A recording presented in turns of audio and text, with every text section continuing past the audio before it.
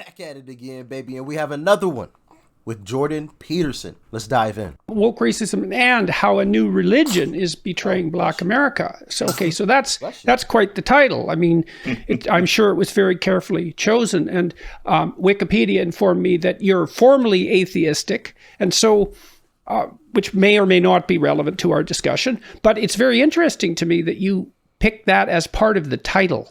Why? Why do you believe that? Why this emphasis on a new religion? And what does that mean exactly? Well, we're at a point where the kinds of beliefs that I'm talking about Black people, are no longer held as an opinion. It's at the point where a certain kind of person lives these beliefs in a way that is so impervious to any kind of reasonable discussion that you start to notice that it really is a matter of religion in the sense, particularly of Abrahamic religions, rather than opinion. And there are all sorts of things. So what's the difference between religious belief and mere opinion in your estimation? It is that many religions require that at a certain point you suspend disbelief and stop relying on conventional ratiocination and logic. There's a point at which you're supposed to have faith. Okay. Yeah.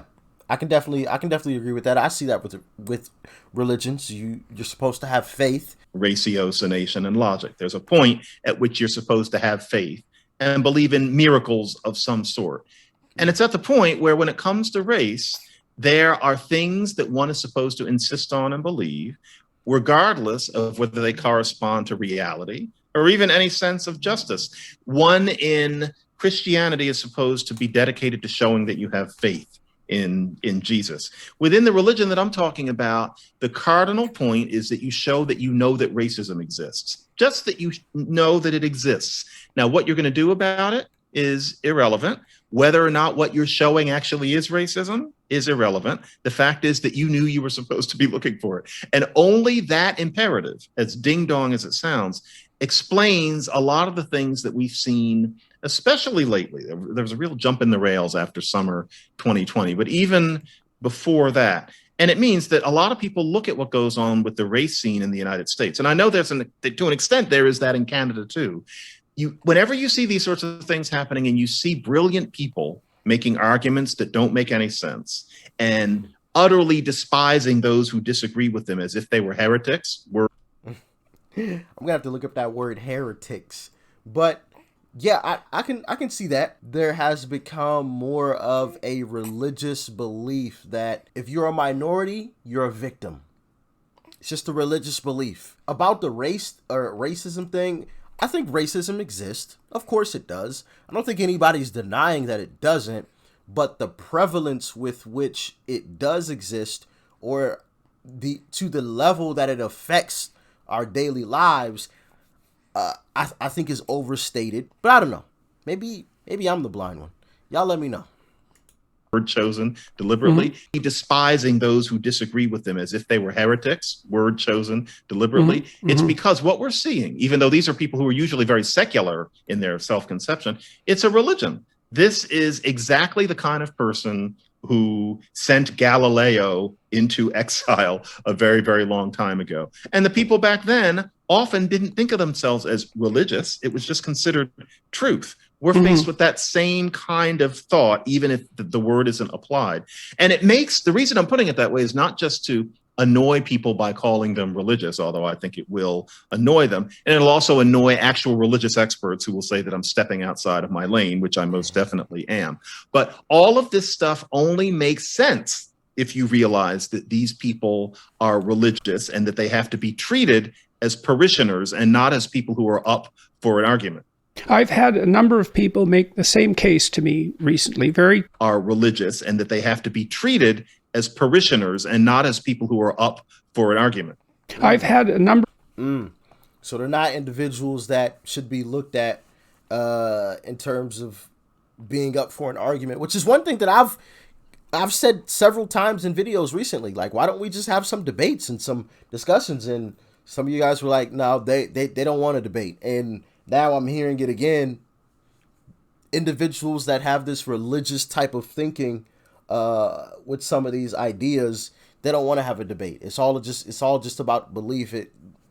The facts don't matter. A number of people make the same case to me recently, very profound people in my estimation. So I want to run a few ideas by you and see what you think. So I've thought a long time about the religious endeavor, let's say, from the psychological perspective, trying to unpack it. And it's related in some sense to the idea of depth. And so if you think about stories, literary stories, let's say, great works of literature for that matter, and lesser works, we all have this intuition that some stories are shallow, and they might be entertaining, but they're shallow, and some stories are deep. And we have the same sense in music, for that matter. But so we have this natural sense of depth, and part of what that is related to is something like place in the axiomatic structure of propositional thinking. So something is deep if a lot of other things you think depend on it, and it's shallow if you can dispense with that and it doesn't do much to your underlying cognitive architecture.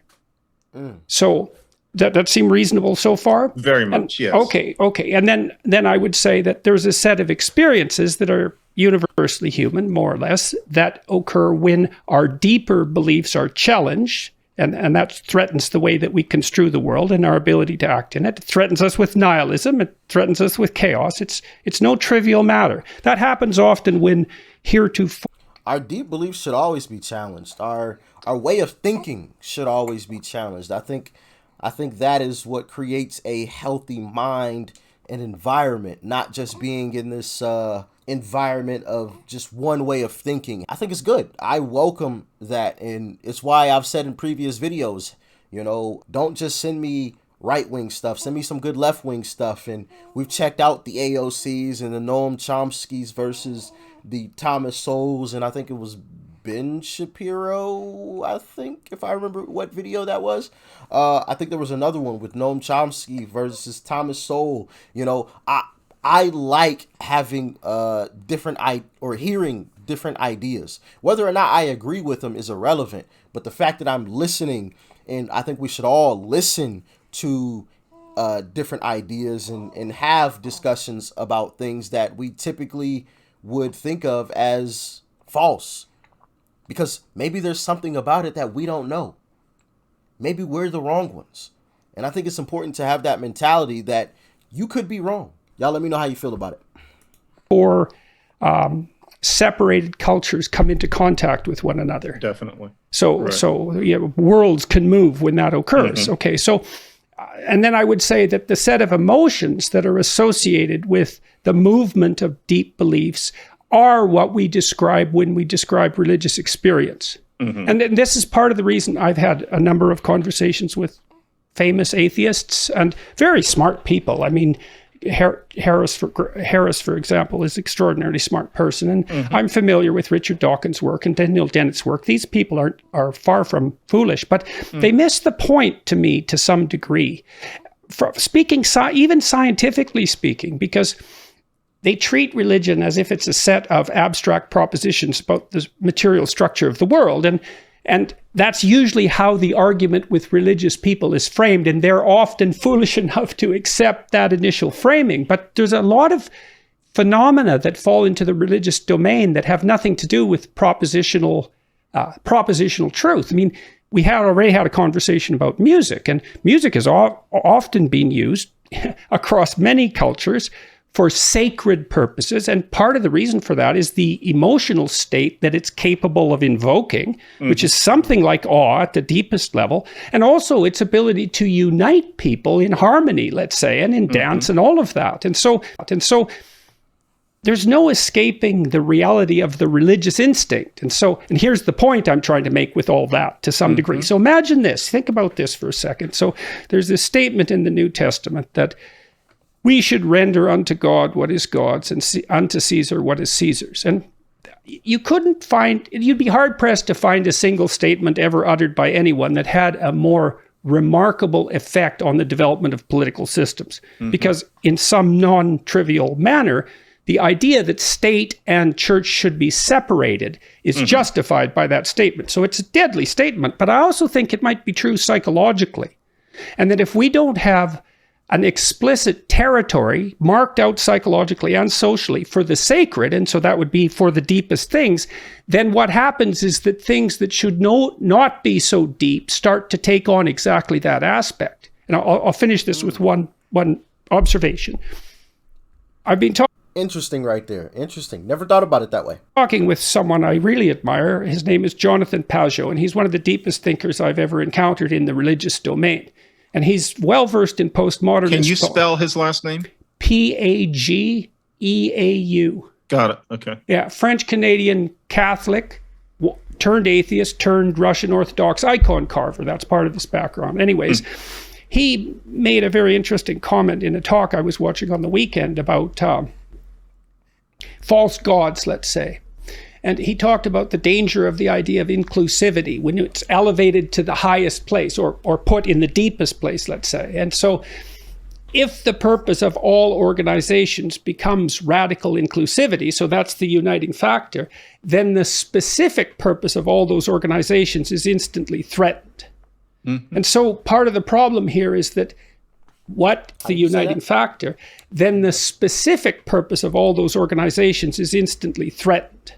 Mm-hmm. And so part of the problem here is that what should be lower in the hierarchy of values is put in the higher place inappropriately, and that produces all sorts of social catastrophe.